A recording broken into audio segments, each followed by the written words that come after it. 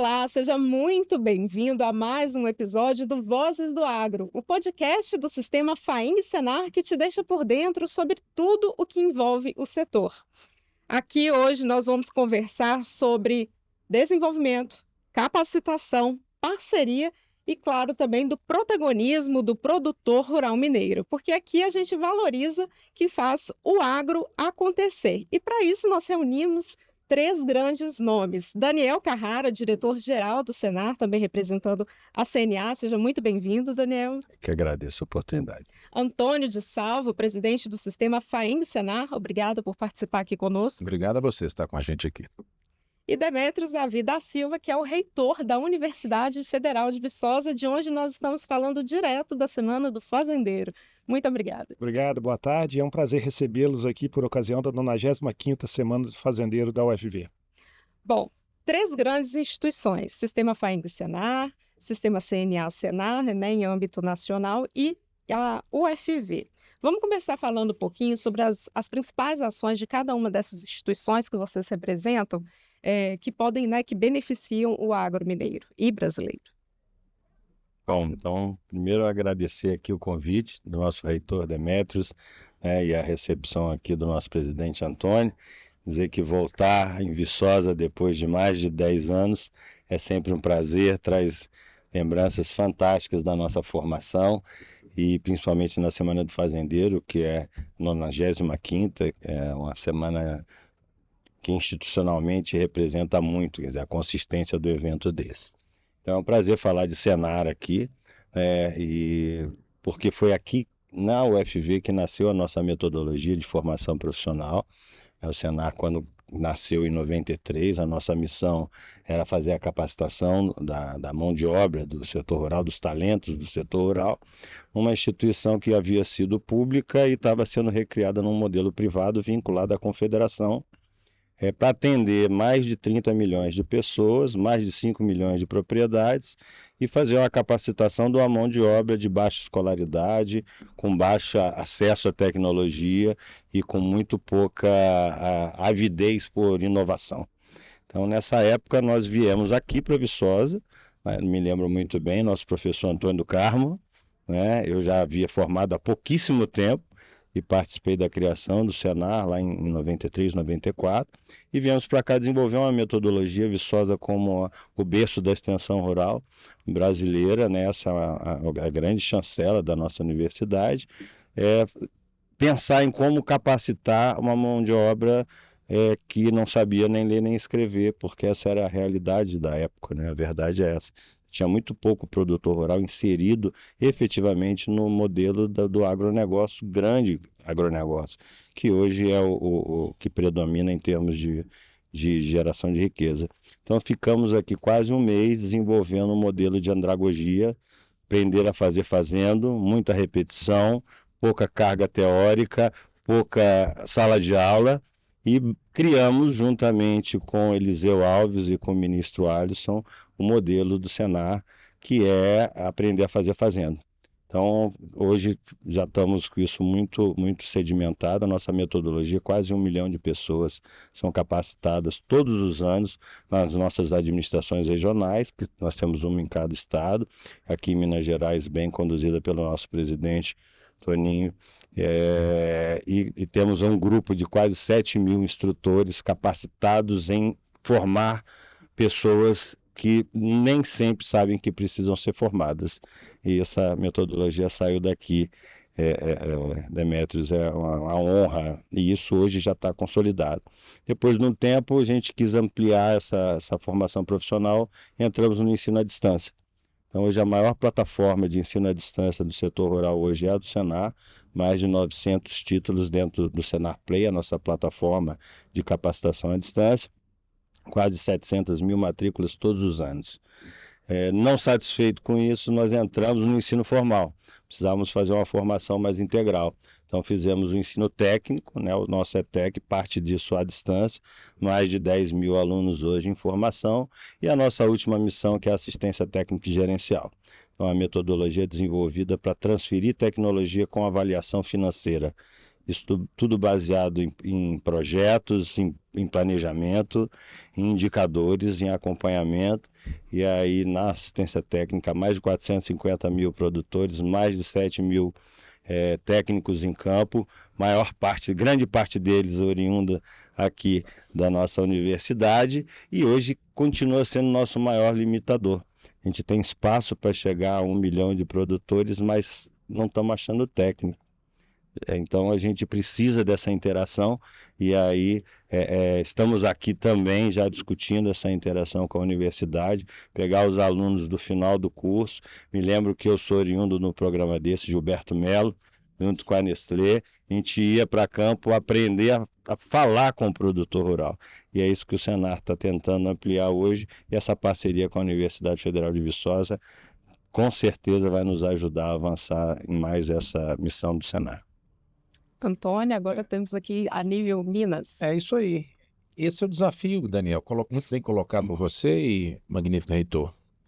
É o desafio do conhecimento. A cada ano ele se torna cada vez mais eficaz, cada vez mais com mais efetividade dentro das ações, mas o desafio é levar isso, principalmente aqui em Minas Gerais, para os 650, 700 mil produtores rurais, ou a sua grande maioria de pequenos produtores. Então é um desafio gigantesco, mas a gente tem feito isso, e o Senar Nacional, o CNA, o nosso sistema tem trabalhado muito bem. As universidades aqui em Viçosa, não que nós sejamos daqui, nós três, eu e o magnífico reitor, somos contemporâneos aqui na nossa graduação.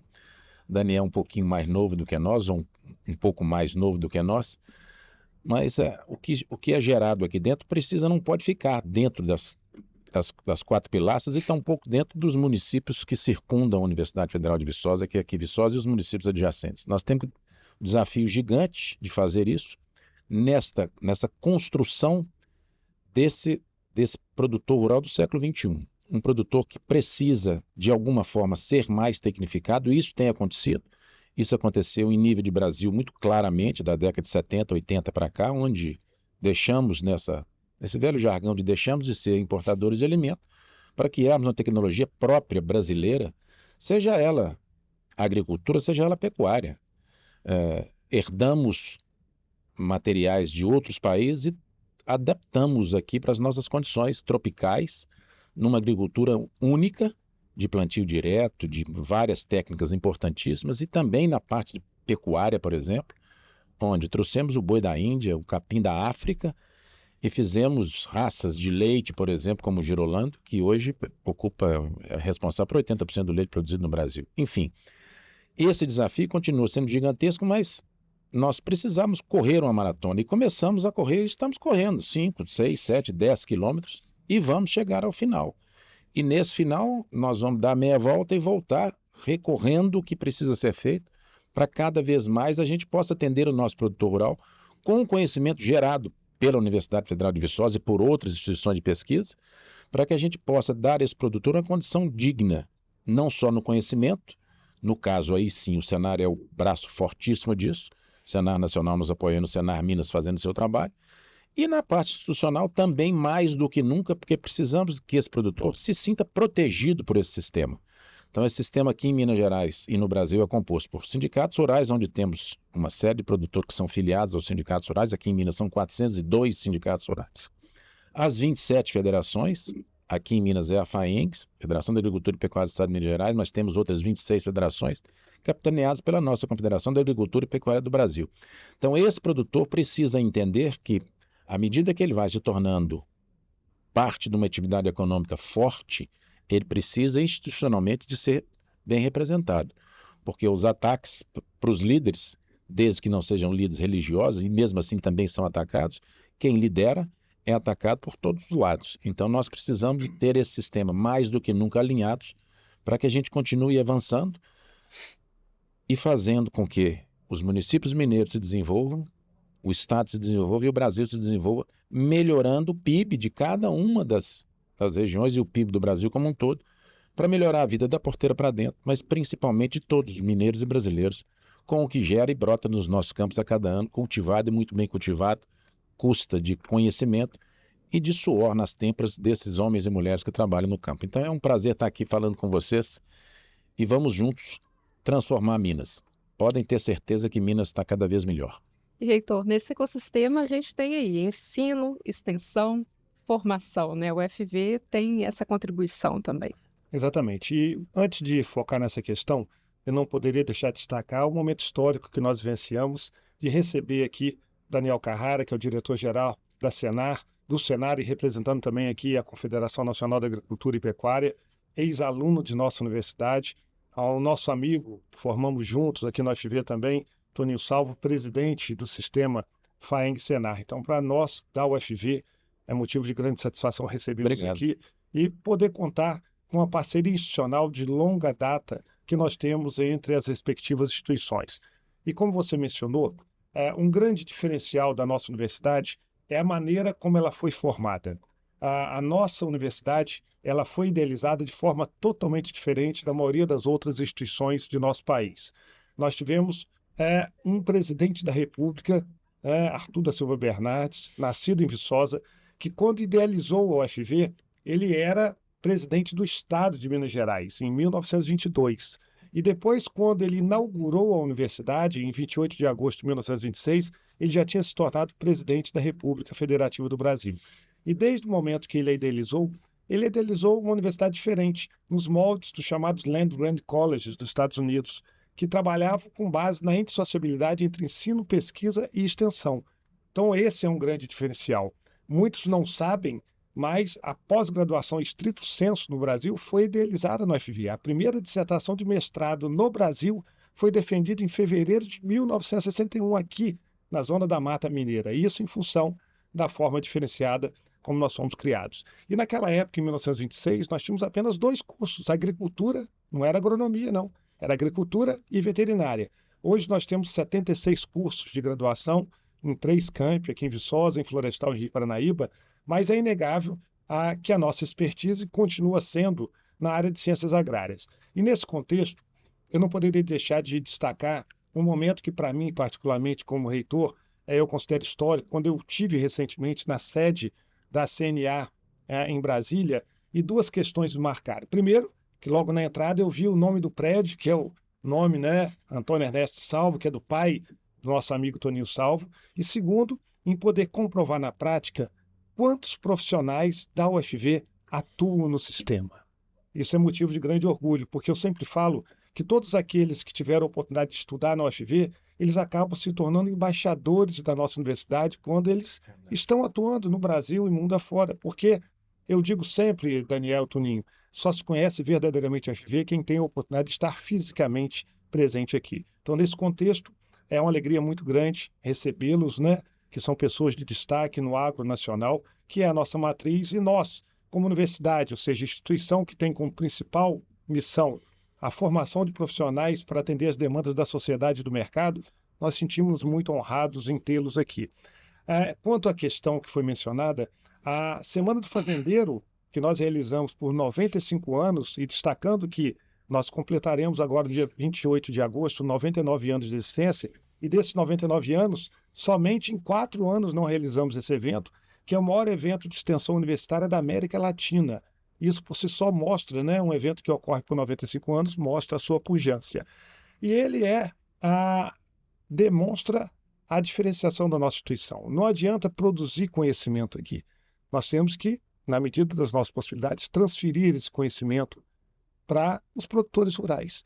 E outra característica nossa é que esse evento é um evento altamente inclusivo, que ele vai desde o pequeno agricultor, agricultura familiar, até o grande agricultor, o empresário do agronegócio, porque aqui não existe nenhum tipo de preconceito com quem quer que seja.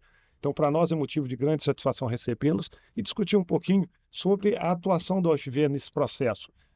Eu tenho, muito orgulho de perceber que, além de profissionais que nós temos aí ocupando diversos postos de destaque no cenário nacional, nós temos também uma atuação muito incisiva, no agronegócio brasileiro. Quando, por exemplo, o desbravamento do Cerrado foi idealizado aqui na universidade. Muitas vezes se fala muito na Embrapa, que sempre teve um grande papel, mas muitos se esquecem que o Cerrado brasileiro, por muito tempo, foi considerado impróprio para a agricultura, principalmente por terem solos ácidos. E o trabalho de desbravamento do Cerrado ele foi iniciado aqui no UFV, junto com outras universidades, e hoje nós temos aí o agronegócio com destaque fantástico, né, nas áreas de Cerrado brasileiro, que se tornaram altamente competitivas e são responsáveis por toda essa produção de alimentos, né, tornando o país um país altamente estratégico, porque um país que não produz alimentos, ele passa a ser um país altamente fragilizado, principalmente no mundo globalizado como nós vivenciamos e com guerras comerciais que, infelizmente, estão, né, sendo cada vez mais aguçadas por algumas decisões equivocadas de gestores e que agora nos colocam em algumas situações complexas que certamente nós iremos conversar agora nos próximos momentos. Obrigada. Bom, vamos falar agora do cenário, né, do agro mineiro e brasileiro, né? Nós temos muitos desafios, é um setor muito forte, temos desafios aí, enfrentamos alguns. Quais são ainda aí os aspectos positivos? O que se imagina para o futuro do agro? Vamos começar no mineiro aqui, para depois Daniel falar um pouquinho sobre o brasileiro.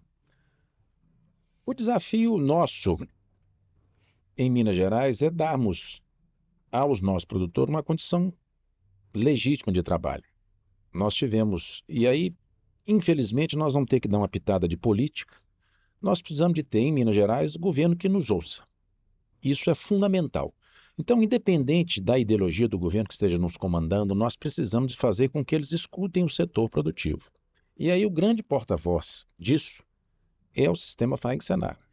Nós precisamos de dar maturidade ao nosso povo e aos nossos representantes, fazê-los entender que é melhor para o governo nos escutar antes de tomar as medidas necessárias. Minas, a partir de 2024, e isso está estampado lá no Palácio Tiradentes, em Belo Horizonte, na sede do governo, que o agro, Minas bate recorde, o agro, pela primeira vez na história, exportou mais do que a própria mineração, que deu o nome de Minas Gerais. Então, apesar de estarmos extremamente pulverizados, e aí é uma coisa interessantíssima, porque nós temos 600 mil funcionários diretos de indústrias a céu aberto no campo, que fazem isso acontecer em Minas Gerais, com essa diversidade fantástica. Nós estávamos aqui num workshop de peixes ornamentais. Nós temos vinhos hoje ganhando prêmio. Nós temos azeite aqui da Serra da Canastra, que estão ganhando. O café, o queijo e a cachaça já eram até tradicionais, porque, né, mineiro com queijo e com café, mas há pouco tempo atrás nós tínhamos 20, 30 marcas de café especiais, hoje nós temos várias. E hoje a cafeicultura é uma potência, inclusive aqui na Zona da Mata, com cafés de excepcional qualidade, excepcional bebida. Então, o desafio, na realidade, é organizar essa base para que essa base entenda que ela precisa de estar organizada dentro dos nossos sindicatos rurais, treinada pelo nosso pessoal do Senar e orientada para que a gente possa trabalhar juntos.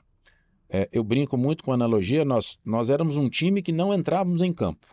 Hoje nós resolvemos vestir essa camisa verde tão importante como essa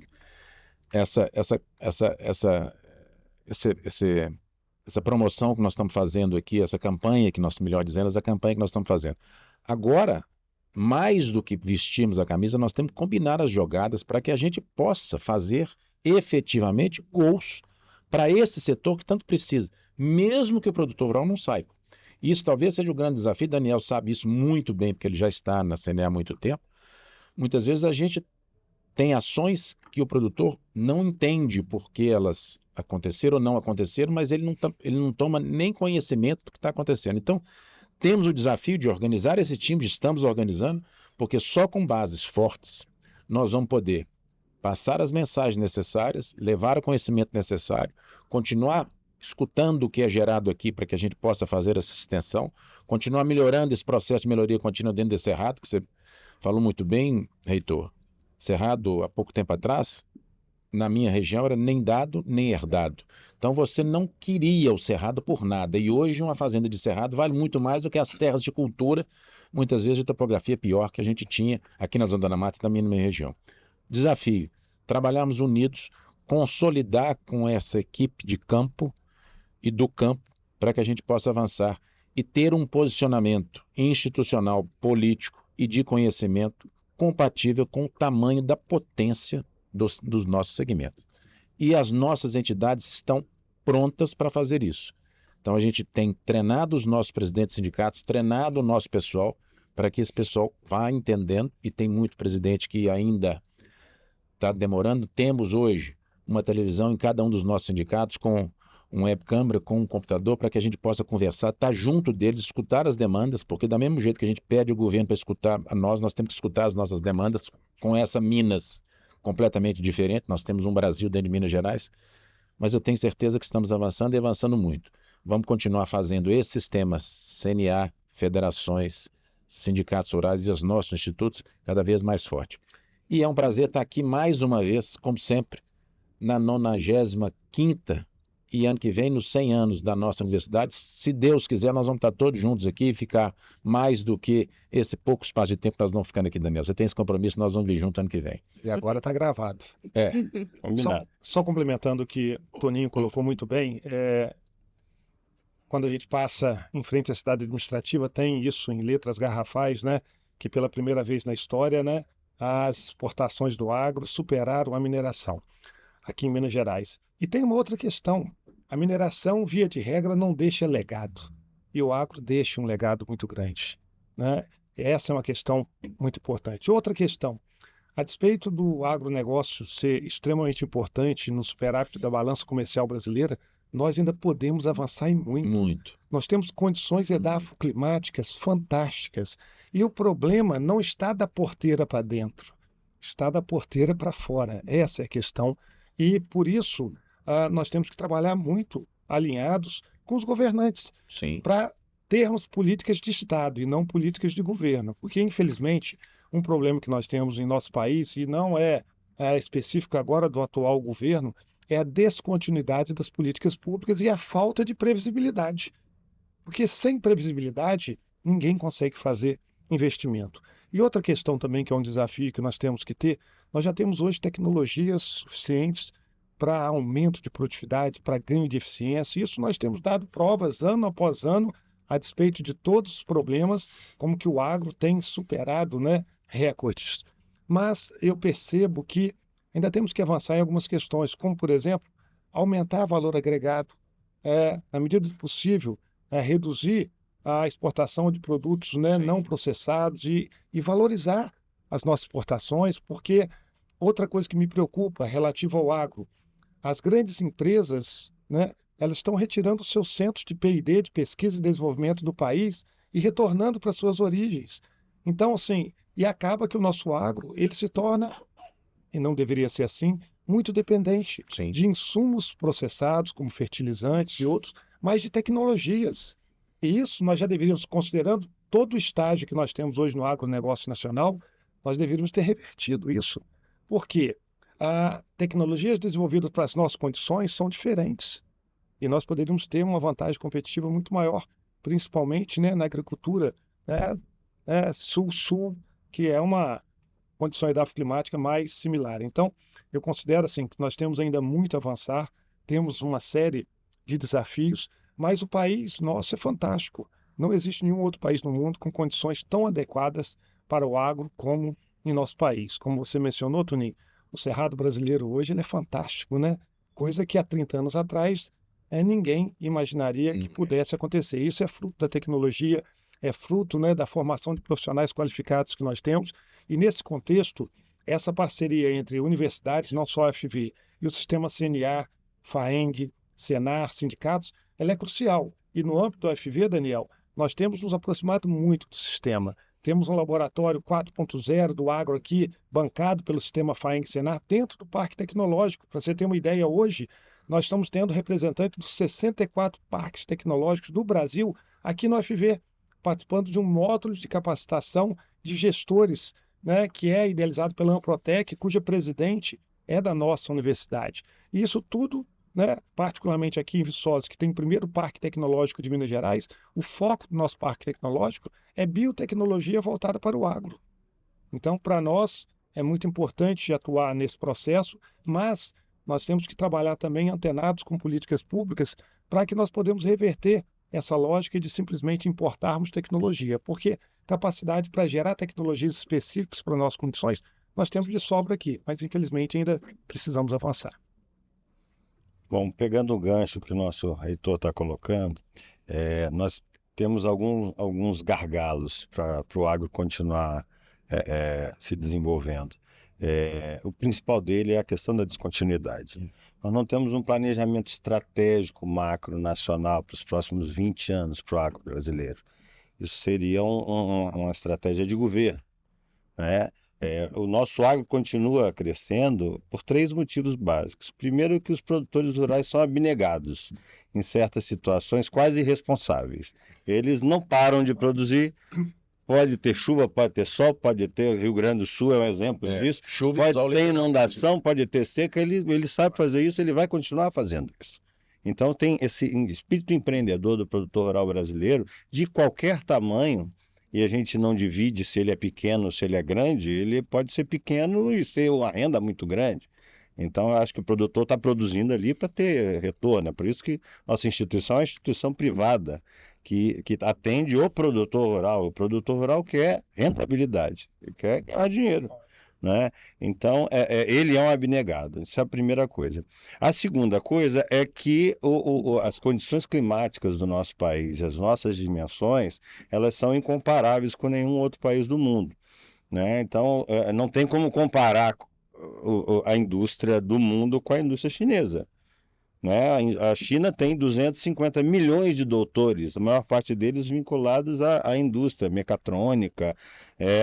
A legislação trabalhista deles, eles são 365 dias por ano, não tem férias, não tem 13º, não tem. Então o custo da mão de obra chinesa é muito menor e a excelência dela é muito maior. Então não tem como a nossa indústria comparar com a indústria chinesa. É à toa que os carros elétricos estão aí. Então, por mais que a gente tente ser eficiente, é muito difícil comparar. Como comparar o serviço de informática com a Índia, né?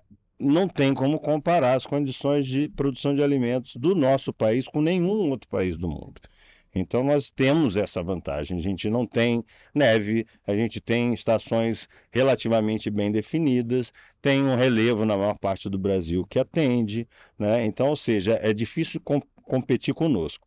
E por último, e não menos importante, as nossas instituições. Tivemos há coisa de 2 meses um evento em São Paulo em que nós fomos discutir a nova geopolítica internacional. Tivemos a palestra do Prêmio Nobel de Economia, Acemoglu. Ele diz absolutamente que os países que têm resultados econômicos é porque têm instituições fortes. E no nosso caso, quem representa o produtor rural brasileiro é o nosso sistema sindical patronal rural. Se não tiver sindicato rural, não tem federação. Se não tiver federação, não tem CNA. Se não tiver esses dois, não tem Senar. Então a gente consegue avançar porque as nossas instituições, como a Universidade Forte há 99 anos, né, independente do governo de plantão, as instituições são fortes. Eu tive a experiência de ir à África, tentar fazer um convênio lá em Moçambique, Angola, tentar transferir a nossa tecnologia, a nossa metodologia de capacitação e assistência técnica em condições edafoclimáticas muito parecidas com a nossa, só que não tem instituição. Você não tem com quem conversar, você não tem um líder que represente minimamente 1.000 produtores. Então você não consegue avançar, você fica sem interlocução. Então esses 3 pontos fazem com que nós possamos continuar desenvolvendo. Agora falta muita coisa, falta logística, falta um planejamento para 20 anos, falta você dizer ao produtor qual é a aptidão dele. Por exemplo, há 20 anos atrás, soja e milho era sul do país. Hoje as propriedades do sul estão com dificuldade de competir com o centro-oeste, porque o custo de produção do centro-oeste é muito menor e o preço da terra lá embaixo é muito maior. Então alguém tem que dizer isso ao produtor, alguém tem que orientar. E aí entra o Senar junto com a federação, as federações dos sindicatos, entrando agora nessa nova fase com desenvolvimento da ciência, seja ela econômica e administrativa, a previsibilidade, a orientação, para tentar suprir essa falta de planejamento que a gente não tem no nosso país para mostrar o futuro da agropecuária nacional. O produtor vai continuar crescendo e vai continuar plantando. Quanto mais ajuda ele tiver, mais dinheiro ele vai ganhar. E esse é o nosso objetivo.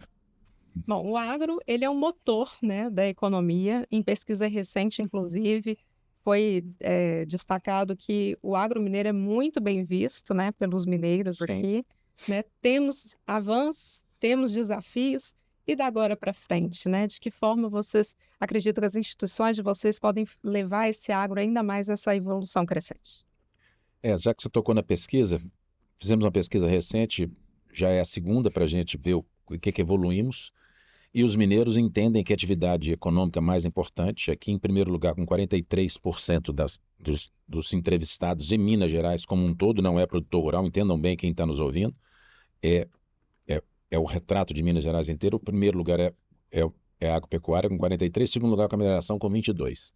E além disso, a pergunta como é a nossa imagem, 80% nos veem como imagem positiva. Então, isso é bom porque cabe a nós agora entendermos que neste rumo nós podemos. E aí, os que estão nos ouvindo, mais uma vez, só 6%, ou melhor, 6% era de 2024, só 5% não tem imagem negativa. Então, vamos parar de pegar pelo ponto negativo, que todos nós temos, um pouco mais ou um pouco menos, vamos pegar pelo ponto positivo. Somos o mais sustentável, respeitamos. Minas Gerais, atrás do bioma amazônico, é quem mais preserva, tem mais de 35% do estado preservado. Só ficamos atrás de Pará, Amazônia e Mato Grosso, porque é do bioma amazônico. Então, fora desse bioma, somos quem nós mais preservamos. A grande maioria desses dentro das nossas fazendas, sem receber nenhum centavo por isso. Então, nós temos que ir destruindo essas narrativas para que a gente continue avançando. As instituições precisam se tornar fortes, como o Daniel disse muito bem aqui. E isso só vai acontecer com você que está nos ouvindo. Conheça o seu sindicato rural, conheça o seu presidente, vá até ele. Se ele estiver descansadão, cutuque-o. Faça alguma coisa em prol porque, infelizmente, o plano B, ele existe, mas é bem pior do que continuarmos nesse plano A, que precisa ser cada vez mais bem feito, para que a gente possa, e em nenhum lugar melhor do que dizer isso aqui, dentro da Universidade Federal de Viçosa, na 95ª Semana do Fazendeiro, nós temos ciência, nós temos instituições, precisamos fortalecer esse elo nosso, que isso precisa ser ainda mais fortalecido, mas precisamos de você, produtor, conhecer o trabalho que é feito, que eu tenho certeza que sua vida vai melhorar muito, muito, muito. Como o trabalho nosso também já feito, medindo que em 2 setores, em 2 segmentos, do AT&G, assistência técnica gerencial nossa, que a gente chama de ATEG, aqui em Minas a gente chama de AT&G, mas nacionalmente é ATEG, nós mensuramos o resultado estatisticamente na pecuária de leite e na cafeicultura. Melhoramos a renda média da pecuária de leite em 20% e melhoramos a média renda da cafeicultura em 26%. Isso é espetacular. Só levando tecnologia em 2 anos na pecuária de leite e em 4 anos na cafeicultura. Então você pode tirar aquele cidadão, os 220 mil produtores de leite, que não tem certamente para onde ir, ele precisa de ser melhorado. As cidades não cabem mais esse pessoal. E mais do que isso, estamos fazendo um leite com café aqui na região do Rio Doce, onde nós estamos implantando 2 hectares de café Conilon, dentro de uma pequena fazenda já atendida pela pecuária leiteira, para a gente dar mais uma opção a esse produtor rural de colher um produto que ele não precisa de asa por dia, porque não é uma banana, não é uma manga, ele não precisa de colher aquilo e ter um tempo para entregar. Ele pode colher o seu café Robusta Conilon, guardá-lo lá dentro do seu galpão de máquinas e vender no momento apropriado. Então, temos as soluções, sim. Precisamos da confiança desse povo nosso em entender por que existem esses sistemas para que a gente possa ir avançando. São muitos desafios, mesmo porque se não tivesse esse desafio não tinha graça nenhuma. Então, se os governos vão fazer política de longo prazo, você imagina, você vai plantar um pezinho de café hoje, ele vai produzir 30 anos. E a gente planta e planta. Você planta um pé de eucalipto, ele vai produzir com 7 o primeiro corte, 14 o segundo e 21 o terceiro. Então, nós somos resilientes, nós vamos continuar acreditando nas universidades, vamos acreditar fazendo o nosso papel, porque, infelizmente, o plano B é bem pior. Nós só vamos melhorar se esse pessoal acreditar que esse país pode ter muitas coisas competitivas, mas nada é tão competitivo como a nossa agricultura e a nossa pecuária, graças à ciência e às têmporas com o suor do nosso homem e da mulher que trabalha no campo. E lembrando também que o PIB do agro em Minas Gerais teve uma evolução, né, de 2023 para 2024, né? O importante é a gente saber comunicar também essa importância, criar também essa conexão entre campo e cidade. De 2018 para cá, nós dobramos o valor. Então, você imagina o potencial, e nós estamos ainda, com todo respeito, eu gosto que eu brinquei aqui mais cedo, que eu tenho um filho engenheiro mecânico e outro engenheiro agrônomo, nós ainda estamos a 1.000 rotações do que a gente pode ter num carro de 12 mil giros. Nós podemos crescer muito mais. O nosso Conacar, nós vamos conversar sobre isso em Belo Horizonte, CNA, FAENG, Senar estão fazendo um congresso nacional de pecuária de corte, onde, pasmem, mais de 50% das vacas brasileiras são cobertas de touro, cabeceira de boiada, leia-se. Se nós fôssemos, e mesmo assim, somos o maior exportador de carne do mundo, o segundo maior produtor. Quer dizer que, se fizer uma analogia com lavoura, nós já somos o maior exportador de milho e plantamos milho e paiol. Os mais velhos, eles sabem o que é plantar milho e paiol. Tira a ponta, tira o pé e planta só o meio. Então, nós temos um potencial de crescimento gigante com tecnologia, com inovação, com conhecimento e com renda para o nosso povo. Então, confiem, filiem-se os nossos sindicatos, conheça a nossa federação, conheça a nossa CNA, já fizemos isso, levamos mais de 250 presidentes lá para conhecer a nossa casa em Brasília, muito bem conduzida pelo nosso presidente João Martins, por Daniel Carrara, com o Bruno, que são da parte do cenário e com a parte técnica. Conheça, vale a pena, porque vamos continuar avançando e vamos avançar muito e rápido. Vou pegar o gancho seu aqui e deixar o nosso reitor para encerrar essa rodada, falar de comunicação, né? Esse é um espaço que a gente tem para crescer, é um espaço realmente que já avançamos bastante, né? A pesquisa que o Toninho fez aqui na FAENG mostra que às vezes a gente acha que a nossa imagem é pior do que é, né? E a pesquisa mostra que não é bem assim, mas nós estamos devendo isso ao nosso produtor rural. Apresentar essa nova juventude, que a gente tem 3 fases, de novo, né? 3. A primeira é que todo mundo tinha um vô, uma avó, todo mundo, na época do sítio do Pica-Pau Amarelo, que é da nossa geração, certamente você não deve nem saber o que é isso, né? Então, todo mundo tinha um sítio, todo mundo ia numa fazenda, todo mundo andava de cavalo, então você tinha a juventude com a memória, tinha uma juventude com a memória afetiva com o setor rural. Então, era aquele setor rural bucólico, não tão eficiente, que não pensava tanto em números e renda, mas era um ambiente que todo mundo tinha prazer. Com a nova geração que não tem essa conexão e não assiste televisão, a gente tem que ter mais ação de estar próximo a essa nova geração, estou falando de Brasil, para que eles conheçam o agro. Porque uma série de mentiras são faladas sobre o nosso setor, muitas delas viram verdade na cabeça de uma pessoa que não tem essa relação afetiva, e cabe a nós, representantes dos produtores rurais, mostrar a essa geração que não é bem assim.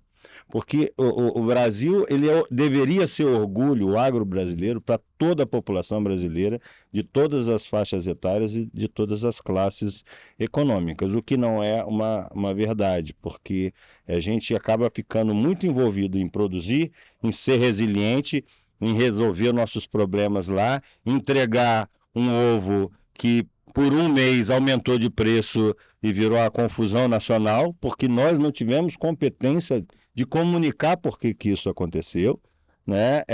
Ou seja, a gente faz tudo certo e está sempre se justificando.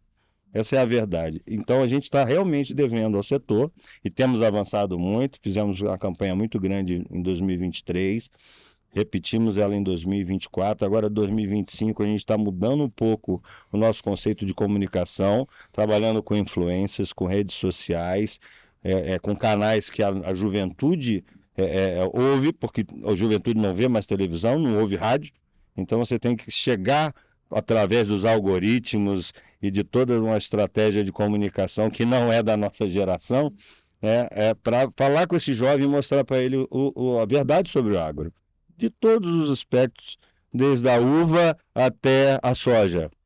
Ele precisa entender para aprender a admirar, a gostar. Essa nova geração precisa ter o agro como orgulho do Brasil, porque nós estamos com muito pouca coisa para nos orgulhar nesse país. O agro é a grande solução para essa juventude. Certeza. E é interessante, eu estava aqui ouvindo, né, Daniel e o Toninho, e a gente começa a pensar algumas questões, né? A despeito de tudo isso que nós estamos conversando, né? A despeito de não termos um planejamento estratégico para o agro e nem para nenhum outro setor nacional, diga-se de passagem, a despeito de todas as dificuldades, a despeito de comunicarmos muito mal, mesmo com avanços, nós comunicamos muito mal com a sociedade, a ponto de sermos considerados na agricultura como vilões. Nós estamos fazendo no UFV o zoneamento socioeconômico e ecológico de todo o estado do Mato Grosso.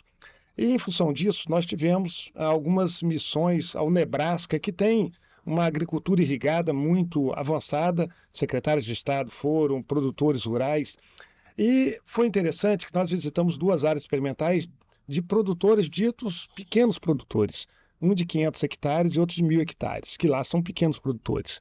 No de 500 hectares, 2 coisas chamam atenção. Quantas pessoas trabalham na propriedade? Uma pessoa de 68 anos, que é o próprio dono da propriedade, que faz tudo. E na outra, 2 irmãos que cultivam 1.000 hectares. Segunda questão, não tem 1 hectare de área de preservação. Eles plantam em 100%. toda a área, 100%.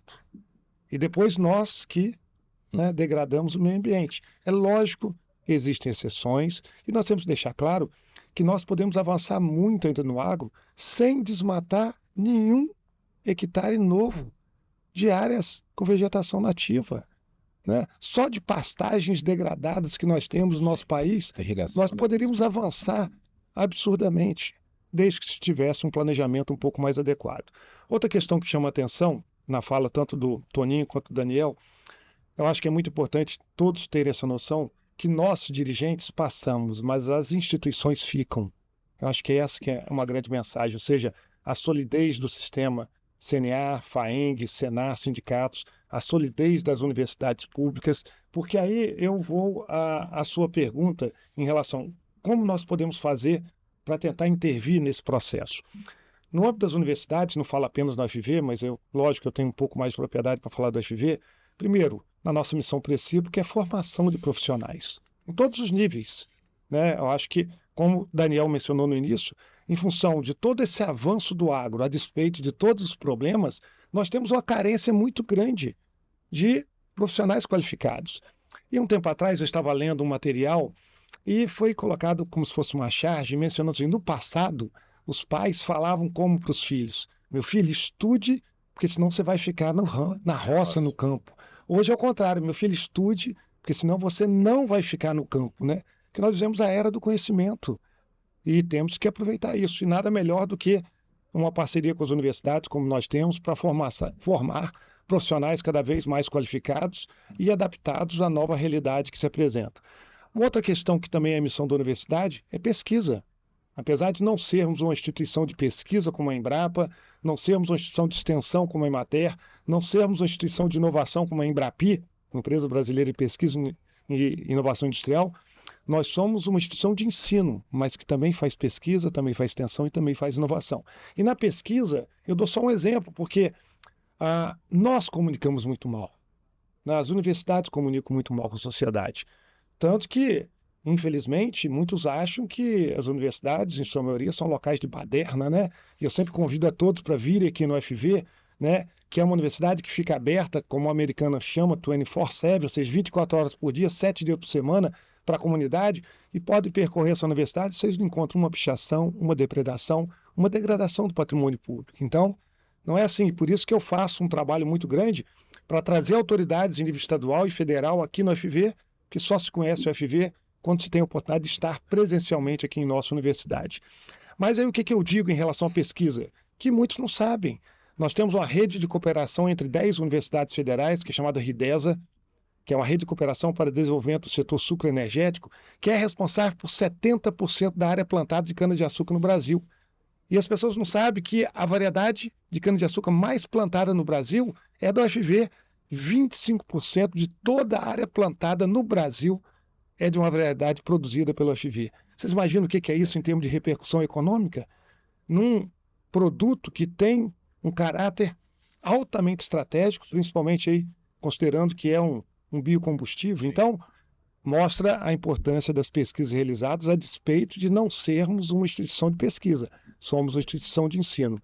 A extensão é outra área.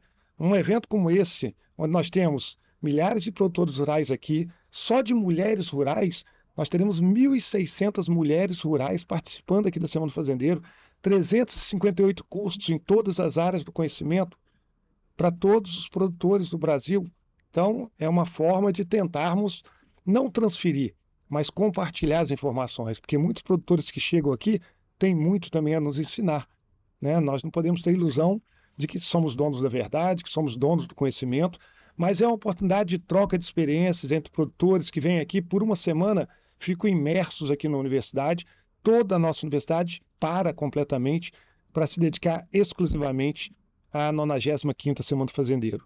E, além disso, a inovação, porque eu sempre digo, Daniel, Tuninho, nós fomos idealizados inicialmente com base na tríade ensino, pesquisa e extensão, ou seja, na indissociabilidade entre ensino, pesquisa e extensão, e esse, né, logo do aprender fazendo sempre foi também algo, né, que marcou aqui, como você falou no programa Gilberto Mello, eu também participei na época, onde nós íamos, né, nos últimos anos de curso, para propriedades rurais da região, né, aprender fazendo, e saímos daqui muito melhores, né, e temos até hoje vários programas, como o Programa de Desenvolvimento da Pecuária Leiteira, que foi inicialmente financiado pela Nestlé e hoje tem outros parceiros. Tem o Programa Família do Leite, que foi responsável por um aumento da produtividade, né, na região aqui de leite, né, bastante expressivo. Então, nós temos que focar também em inovação, exatamente para quebrar esse ciclo vicioso de que nós continuemos, ao longo do tempo, sendo importadores de tecnologias e exportadores de commodities. Não que isso não seja importante, mas nós temos que ter um mix maior, até porque, para numa guerra comercial, como se apresenta no presente momento, nós temos uma vantagem competitiva maior. Porque você mencionou, hoje, só quem consegue competir é China e Índia, né? Particularmente a China. E cigando aqueles, você mencionou muito a questão, realmente, a questão trabalhista na China ela é muito diferenciada. E torna a China muito mais competitiva. Mas o grande diferencial da China, para mim, não é esse. É qualificação, certo, do seu pessoal. Por que a Apple não produz iPhones nos Estados Unidos? Porque não tem mão de obra qualificada nos Estados Unidos para produzir os produtos de alta tecnologia. Por isso, mesmo o Trump brigando lá, não vai conseguir, porque não tem mão de obra qualificada. Então, essa é a questão. E se engana aqueles que a China está naquela época de que pega um produto, copia, né? Não, porque ela treinou o seu povo nos melhores centros de pesquisa do mundo. Quando eu estive nos Estados Unidos, de cada 10 estudantes de doutorado, 8 pelo menos eram asiáticos, da China ou Índia, 8. E no máximo 2 americanos. E desses 2 americanos, a maioria deles não queria ficar na academia, queria ir para a indústria, que é um outro problema. Nós formamos muitos doutores no país, mas que não são empregados pelo setor produtivo. Eles acabam ficando só na academia.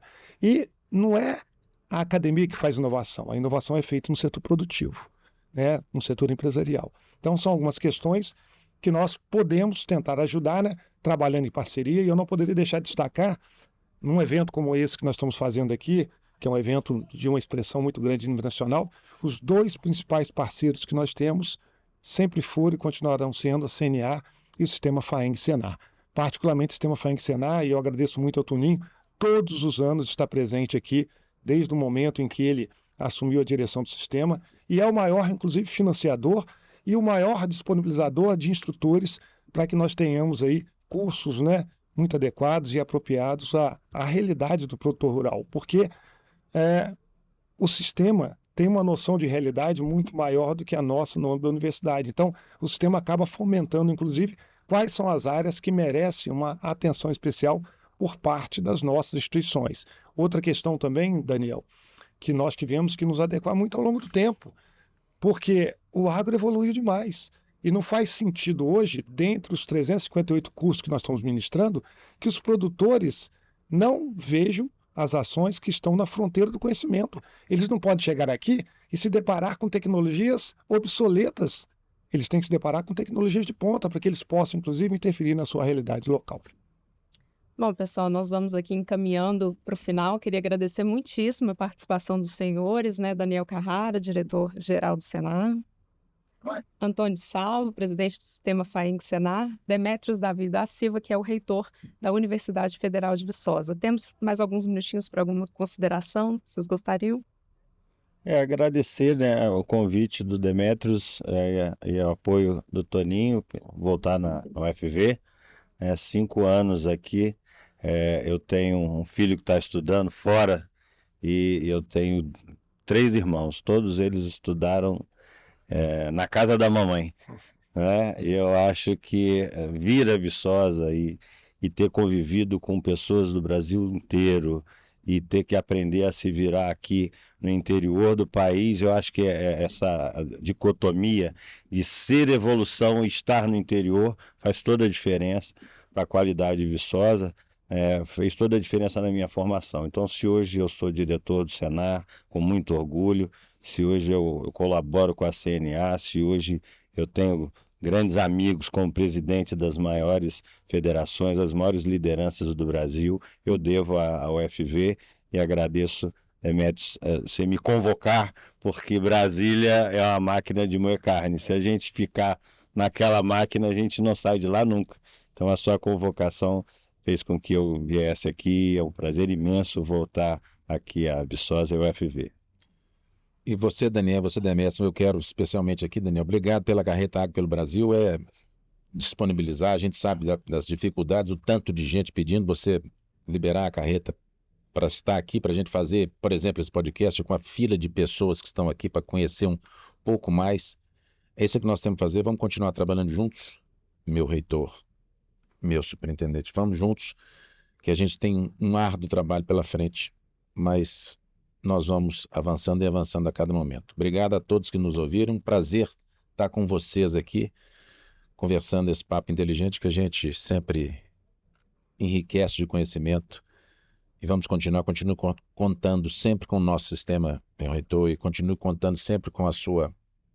Você é sempre bem-vindo aqui em Minas Gerais, a sua casa onde você estudou, e a nossa federação, Daniel. Obrigado a todos.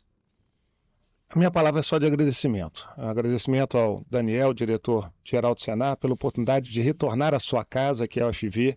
Ele é um grande embaixador da nossa instituição e de imediato aceitou o convite, a despeito de todos os afazeres que tem em Brasília, mas para nós é muito importante, porque isso inclusive serve de exemplo para os nossos estudantes. É sempre importante mostrar que nós temos ex-alunos que ocupam posições de destaque em nível nacional. Tivemos recentemente, Daniel e Toninho, a vinda do CEO da BB Asset, que é o maior fundo de investimento do Brasil, que é ex-aluno da nossa universidade, Denise Liberato, que é aqui de próximo de Ponte Nova, que foi morador de alojamento, um estudante de vulnerabilidade socioeconômica, que hoje ocupa uma posição de destaque em nível nacional, e retornou. Isso gera um ânimo adicional em todos os nossos estudantes, porque hoje um grande desafio que nós temos é que a geração nova hoje é muito diferente dos estudantes que nós fomos no passado.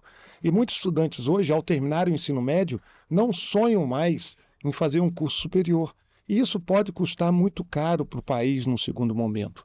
Então é importante esses bons exemplos, seu, do Toninho. Então, para mim, é uma gratidão muito grande tê-lo aqui.